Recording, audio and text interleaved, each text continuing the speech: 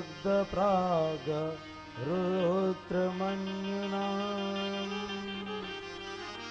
देहोपत्तय भूयः समेय प्रत्यपदायत स एव जातो वैदर्भ्यां कृष्णवीर्यसम उद्भव प्रद्युम्न च इति विख्यातो सर्वतो नवमाग्रह पितुः।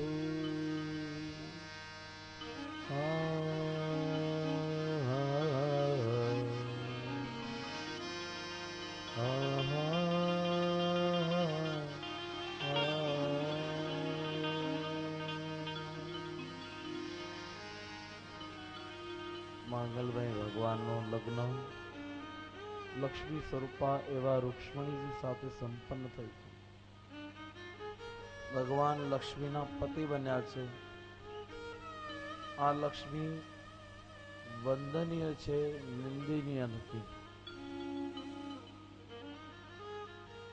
લક્ષ્મી સંપત્તિ એ પરમાત્મા મય હોવી જોઈએ.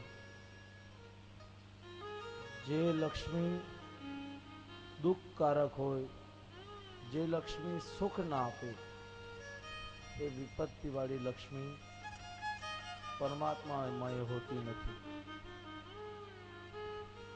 ધાર્મિક હોતી નથી, ધર્મથી કમાયેલી હોતી નથી. આના દ્વારા સમજવાનું છે કે નીતિથી કમાવું અને નીતિથી કમાયેલું જ સુખ આપે છે. આપણા ઋષિમુનિઓ ખૂબ સુંદર મજાના દર્શન કરાવે છે. આપણા શાસ્ત્રોમાં 4 પુરુષાર્થ બતાવ્યા: ધર્મ, અર્થ, કામ અને મોક્ષ. એમાંથી ધર્મ અને મોક્ષને પહેલા ને છેલ્લા મૂક્યા, અર્થ અને કામને વચ્ચે મૂક્યા છે. એ વાતને બતાવવા માંગે છે ઋષિમુનિઓ કે અર્થોપાર્જન કરવો જોઈએ, અર્થ કમાવો જોઈએ. અર્થ વગર થતું જ નથી કાંઈ.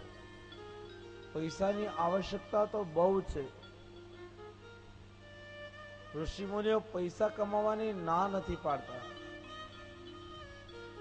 પણ એમ કહેવાય છે કે ઋષિમુનિઓ કહે છે કે આ જે અર્થોપાર્જન કરો, પૈસા કમાઓ, તો એ ધર્મમાં રહીને કમાઓ.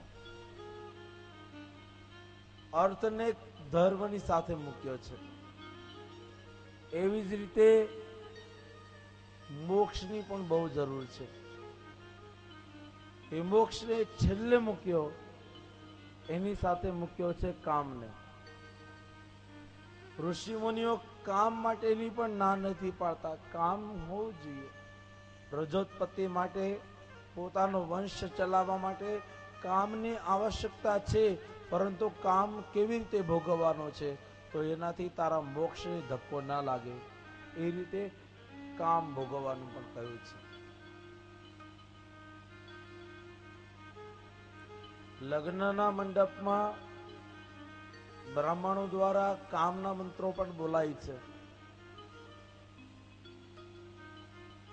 આપણી વૈદિક પરંપરા પદ્ધતિ એટલી બધી સુંદર અને વ્યવસ્થિત છે, જેની અંદર બધા જ અર્થઘટન કરેલા છે. દરેક વાતનો સમન્વય કરવામાં આવ્યો છે. એ વાત બતાવવા માંગે છે કે લગ્નના માંડવામાં પણ બ્રાહ્મણો મંત્ર બોલે છે કામના, પરંતુ આ કામ કેવો છે? તો અલૌકિક કામ છે. આ કામ કેવો છે? તો મોક્ષને નજરમાં રાખીને કરવામાં આવેલું કામ એ સુખ આપે છે.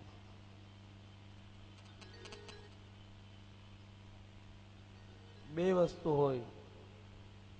આપણે ડોક્ટર પાસે જઈએ, ડોક્ટરને કહીએ કે સાહેબ હું બહુ બીમાર છું, મને ઘણા બહુ દિવસથી આવું આવું થાય છે. એટલે ડોક્ટર સાહેબે 2 શીશી આપી, બોલે આ એક પીજો અને એક ચોપડજો. એક શીશીમાં પીવાની દવા છે અને બીજી શીશીમાં ચોપડવાની દવા છે. ડોક્ટર સાહેબે જ્ઞાન કરાવ્યું. આ દર્દી 2 શીશી લઈને ઘરે આવે, ઘરે આવીને ભૂલી જાય. એ જે ચોપડવાની દવા હોય એ પી જાય અને પીવાની દવા હોય એને ચોપડે. રોગ જાય ખરો? ન જાય. કારણ કે પથ્યથી લેવામાં આવ્યું નથી, પથ્યથી કામ કરવામાં આવ્યું નથી. જે ચોપડવાનું કહ્યું હતું એ પી ગયો અને જે પીવાનું કહ્યું હતું એ ચોપડી. એવી જ રીતે આપણું છે બધાનું. ઋષિ મુનિઓએ ધર્મ, અર્થ, કામ અને મોક્ષ 4 પુરુષાર્થ કયા, જેની અંદર ધર્મને પીવાનો છે અને ધનને ચોપડવાનું છે. આપણે બધાએ શું કર્યું? ધનને પી ગયા અને ધર્મને ચોપડી દીધું. ટીલા, ટપકા, માળા, પૂજા આવું બધું કરીને, આડંબર કરીને, બાહ્ય દેખાવ દેખાડીને આપણે બધાએ સિદ્ધ કરી દીધું કે હું મોટો ભગત છું. કંઠી પહેરે, સુંદર મજાના કીર્તનો ગાય, દંડવત પ્રાર્થના કરે. આ બધું કરીને આપણે બતાવીએ આપણી જાતને કે હું મોટો ભગત છું. દેખાડો કરવાનો નથી, ચોપડવાનું નથી, એને પીવાનું પણ છે. અને આ જે શો શાઇન કરતા હશે, આ જે ચોપડતા હશે ને, બહુ ઓછી વાત છે કે ધર્મિષ્ઠ હશે. ધર્મનો દૂજો સત્ય સમાના, સત્યનો આશય લેતા હશે બહુ ઓછા જણ હશે. જે લોકો ધર્મને જાણતા હશે, ધર્મને ફક્ત ચોપડવાનું નથી, ધર્મને આપણે અનુકરણમાં લઈને એને પીવાનું છે, એને ઉતારવાનું છે, જીવનમાં સ્થાન આપવાનું છે. અહીંયા પણ પરમાત્માએ જે લગ્ન કર્યા છે રૂક્ષ્મણીજી સાથે, લક્ષ્મી સ્વરૂપા રૂક્ષ્મણી જેવા ઘરે આવ્યા છે. પરમાત્માની અંદર ભાવ જાગ્યો છે. પરમાત્માએ બધા જ જીવોની સામે જોયું છે અને આનંદ થાય એ રીતે પરમાત્માએ પ્રયાસ કર્યો છે. ગરીબ ગુરબાને, સામાન્ય મનુષ્યને, દરિદ્રોને, ભૂખ્યા પ્યાસ્યાઓની ઉપર પરમાત્માએ દયા કરવાની શરૂ કરી. લક્ષ્મીવાન થયા છે તો આપ્યું છે બધાને. મેં આપને ગઈકાલે કહ્યું ને, 6 ભગ હોય એને ભગવાન કહેવાય, ધન હોય તો એને ધનવાન કહેવાય. આ ભગવાન છે, આ ભગવાનનું સ્વરૂપ છે. બધાને આનંદ આપે છે, પરમાનંદ આપે છે એ ભગવાન. આ વિધિને સમજવામાં આવે, આ વિધિ દ્વારા જો ચાલવામાં આવે ને તો જીવાત્માનો બેડો પાર થઈ જાય.